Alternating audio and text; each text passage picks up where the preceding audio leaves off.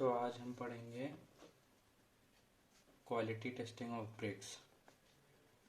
Quality testing of bricks, इसमें जो है हम ब्रेक्स को टेस्ट करते हैं और पता करते हैं उसकी स्ट्रेंथ, उसकी फ्लेक्सिबिलिटी और उसकी लाइफ कितनी होती है। क्वालिटी टेस्टिंग से ब्रेक का ये पता चलता है। और for testing of bricks 50 bricks are taken at random from a lot of max 50,000। मतलब 50,000 में से 50,000 का ब्रिक का सेट है, उसमें से एक 50 रैंडम ब्रिक्स उठाते हैं और उस पर हम लोग टेस्ट करते हैं।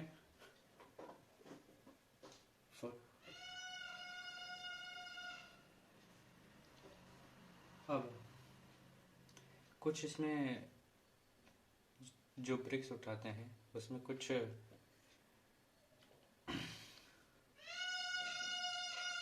कंडीशंस होती हैं, जो कि होती हैं brick should be at least table molded,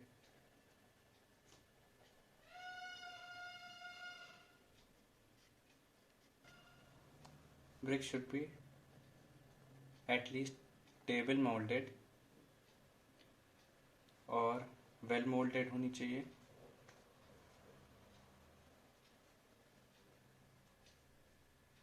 and should be free from cracks।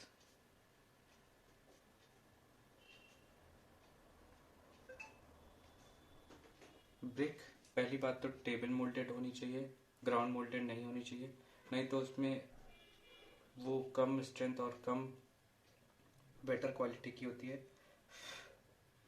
और फ्री ऑफ क्रैक्स भी होना चाहिए, जो कि जिस पे हम लोग टेस्ट करेंगे। और जो ब्रिक का जिस ब्रिक पे टेस्ट कर रहे हैं उसका कन्वेंशनल साइज होना चाहिए। कन्वेंशनल साइज जो होना चाहिए जिस ब्रिक पे हम लोग टेस्ट कर रहे हैं 22.4 centimetre into 11.4 centimetre into 7.6 centimetre होना चाहिए। और अगर स्टैंडर्ड ब्रिक ले रहे हैं तो स्टैंडर्ड साइज होना चाहिए, वो ये सब तो आपको पता ही होगा, 19 इंटू 9 इंटू 9 सेंटीमीटर, और ये सारे सेंटीमीटर में। और जो वेट होता है, weight of brick in 1 metre cube जो होता है इन 1 मीटर क्यूब, वो आना चाहिए 1800 किलो का। इसी के आसपास या इतना ही आना चाहिए, इससे ज़्यादा दूर नहीं होना चाहिए। और वेट ऑफ 1 ब्रिक का जो होता है वो होना चाहिए अराउंड 3.6 किलो का। और जो अब तीसरी कंडीशन है वो है tolerance of brick. Tolerance of brick, इसमें 20 ब्रिक्स लेते हैं, 20 bricks are taken out of 50 bricks for dimension test। 50 पहले तो हम लोग ने 50 ब्रिक ली थी 50,000 के सेट में से, फिर हमने 20 ब्रिक्स ली है टॉलरेंस ऑफ ब्रिक के लिए 50 ब्रिक के सेट में से। अब जो है फॉर मॉड्यूलर ब्रिक,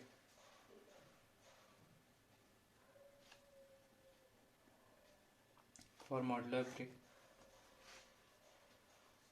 जो लेंथ होती है वो होती है 3720 टू 3880 मिलीमीटर। और जो 3880 है उसमें प्लस माइनस 80 mm तक हो सकता है। और इसकी विड्थ जो है वो लेते हैं 1760 टू 1840 मिलीमीटर तक। और इसमें जो टॉलरेंस है वो लेते हैं हम लोग 40 mm तक का, और जो हाइट है वो लेते हैं 1760 to 1840, ये भी सेम रहेगी विथ जितनी ही।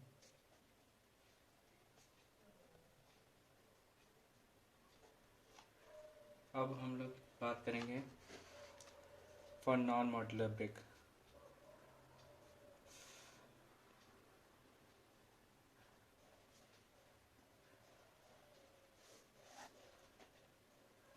इसमें जो लेंथ लेते हैं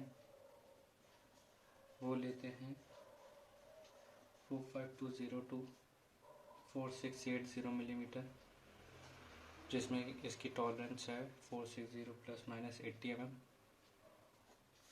और विथ है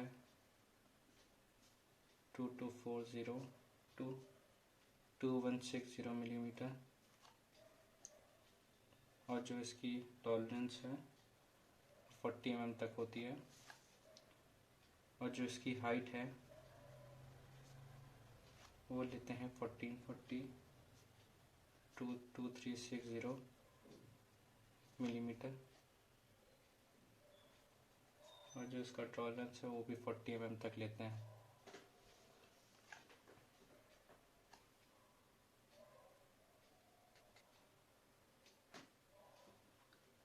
अब चौथा टेस्ट है क्वालिटी टेस्टिंग की कंडीशन के लिए साउंड टेस्ट।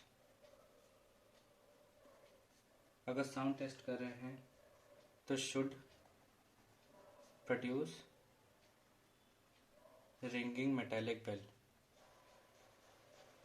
अगर दो ईंट को अगर हम एक दूसरे से टकराएं और तो उसमें से एक रिंगिंग बेल बननी चाहिए। अगर रिंगिंग बेल नहीं बज रही है तो वो ब्रिक यूज़ करने के लिए अच्छी नहीं है।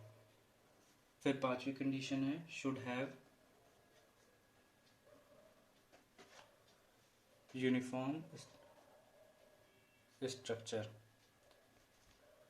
पूरी ब्रिक एक यूनिफॉर्म स्ट्रक्चर में होनी चाहिए, ये ना हो कहीं से मुड़ी हो, कहीं से उबड़ी खबड़ी हो, या फिर कोई क्रैक डेवलप हो। फिर सिक्स्थ कंडीशन है एब्जॉर्प्शन टेस्ट की। एब्जॉर्प्शन टेस्ट की सिक्स्थ कंडीशन है अगर ब्रिक को 24 आवर्स के लिए पानी में डाल दिया जाए तो वो 20% से ज़्यादा पानी नहीं एब्जॉर्ब करना चाहिए। तो इसे लिखेंगे should immersed in for 24 hours and absorb water should not be more than 20% in first class brick, 22% in second class brick, और 25% इन थर्ड क्लास। अगर इससे ज़्यादा एब्जॉर्ब हो रहा है वाटर तो वो ब्रिक यूज़ करने लायक नहीं है। फिर सेवेंथ कंडीशन है कंप्रेसिव स्ट्रेंथ की।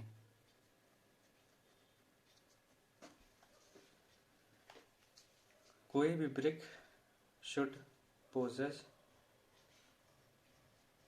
Minimum compressive strength.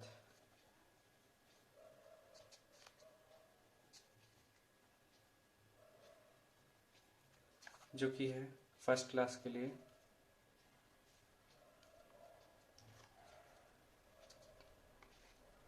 10 न्यूटन पर मिलीमीटर स्क्वायर, सेकेंड क्लास के लिए 7.5 न्यूटन पर मिलीमीटर स्क्वायर, और थर्ड क्लास के लिए 3.5 न्यूटन।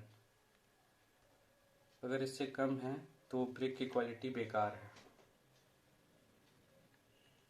फिर आठवीं कंडीशन है toughness test.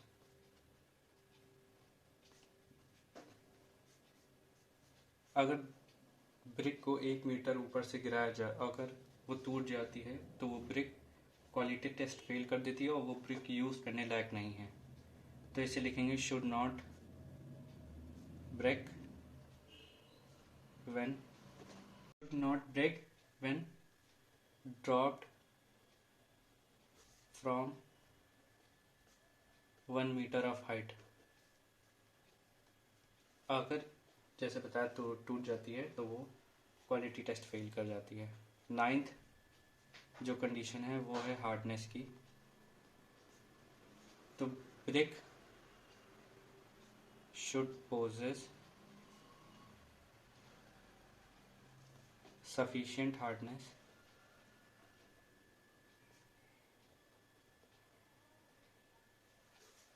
and not show impression when scratched with fingernail। मतलब इसका कहने का है कि अगर कोई ब्रिक ले और उसमें फिंगर से स्क्रैच करें तो अगर इम्प्रेशन बन जाते हैं तो वो क्वालिटी टेस्ट फेल कर जाती है, और अगर नहीं इम्प्रेशन बन रहे हैं तो वो क्वालिटी टेस्ट नहीं फेल कर रही है और वो यूज़ करने लायक है और अच्छी क्वालिटी की ब्रिक है। फिर है अगला 10th कंडीशन एल्कली टेस्ट, जिसमें होता है अगर ब्रिक को वाटर में 24 आवर्स के लिए छोड़ दें और अगर उसमें कोई वाइट परत जम जाती है, ऊपर ब्रिक के ऊपर दिखती है वाइट परत, तो उसे एफ्लोरेसेंस कहते हैं। वो इसलिए होता है क्योंकि ब्रिक में जो एल्कली पार्टिकल्स होते हैं वो ज़्यादा होते हैं, जो कि एक बैड क्वालिटी शो करती है ब्रिक की। तो इसे लिखेंगे when immersed in water for 24 hours should not show efflorescence and staining। अगर ये शो होता है तो वो क्वालिटी टेस्ट फेल कर रही है ब्रिक। फिर अगला पढ़ेंगे डिफेक्ट्स ऑफ ब्रिक। अब इसमें हम लोग पढ़ेंगे ब्रिक के डिफेक्ट्स क्या क्या होते हैं जो पाई जाती हैं, जो कि उसे अनफिट बनाती है यूज़ करने के लिए किसी भी ब्रिक को। तो पहला है ओवर बर्निंग ऑफ ब्रिक। इसमें अगर ब्रिक को ज़्यादा बर्न कर दें, अगर भट्टी से ना निकालें, जहाँ पे जो ओवन में गर्म हम लोग उसे बर्न करते हैं, तो वो ओवर बर्न हो जाती है, जो कि अनफिट हो जाती है ब्रिक को यूज़ करने के लिए, और वो एक डिफेक्ट में गिना जाता है।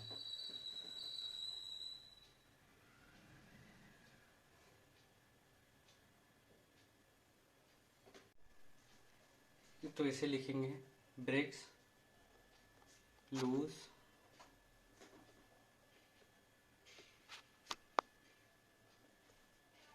their shape and not suitable for construction purpose। जब भी कोई ब्रिक को ओवर बर्न हो जाता है तो टेढ़ी मेढ़ी हो जाती है और वो यूज़ करने लायक नहीं रह जाती। अगला जो है वो है कंडीशन डिफेक्ट्स का, अंडरबर्न ब्रिक्स। ये जो होता है इसकी वजह से high degree of water absorption होता है और कंप्रेसिव स्ट्रेंथ इस ब्रिक की कम हो जाती है। अंडरबर्न ब्रिक्स, अगर कोई ब्रिक बर्न करने के लिए रखी गई ओवन में और अगर या फिर किल और अगर वो ढंग से बर्न नहीं हुई है, उसे पहले ही निकाल दिया गया है, तो वो अंडरबर्न कहलाई जाती है और ये अनफिट होती है और एक तरीके का डिफेक्ट होता है जो अनफिट बनाती है ब्रिक को यूज़ करने के लिए। तो इसे लिखेंगे causes higher degree of water absorption and less compressive strength। जो थर्ड पॉइंट है ये होता है ब्लैक कोर का। ब्रिक जो होती है उसमें बिटुमिनस मैटर होते हैं, जब उन्हें बर्न किया जाता है तो वो एक ब्लैक कोर में चेंज हो जाता है, जिसे हिंदी में बोलते हैं काला थक्का। तो वो ब्लैक कोर में चेंज हो जाता है, जो कि एक अनफिट पार्ट हो जाता है ब्रिक के लिए। तो इसे लिखेंगे brick contains bituminous matter when burned causes black core। अब फोर्थ पार्ट है वो है शफ्स का। शफ्स जो होते हैं वो डिफॉर्मेशन होता है ब्रिक में cause due to rain on hot brick. अगर ओवन से गरम गरम निकली हों ब्रिक्स और अगर उन पे पानी पड़ जाए या फिर रेन हो जाए तो डिफॉर्म हो जाती हैं, जिसे शफ्स कहते हैं। तो इसे लिखेंगे chuffs deformation called due to rain on hot brick.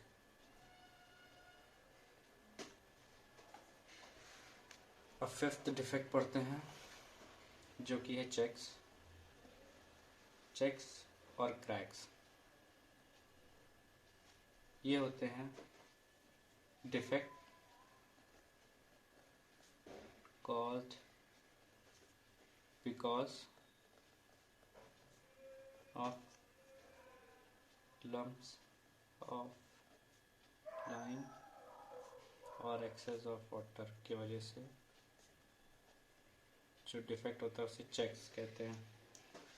फिर जो सिक्स्थ डिफेक्ट है वो है स्पॉट्स। ये होते हैं आयरन सल्फाइड की वजह से डार्क स्पॉट पड़ जाते हैं। ये अनफिट तो नहीं बनाता ब्रिक को, बट हाँ डिफेक्ट है तो गिना जाता है डिफेक्ट में, लेकिन ये अनफिट नहीं बनाता है ब्रिक को। तो ये iron sulphide causes dark spots on brick. फिर है सेवेंथ ब्लिस्टर्स, जो कि जनरली सीवर पाइप में होता है। ब्लिस्टर्स देखा होगा गैसेस की वजह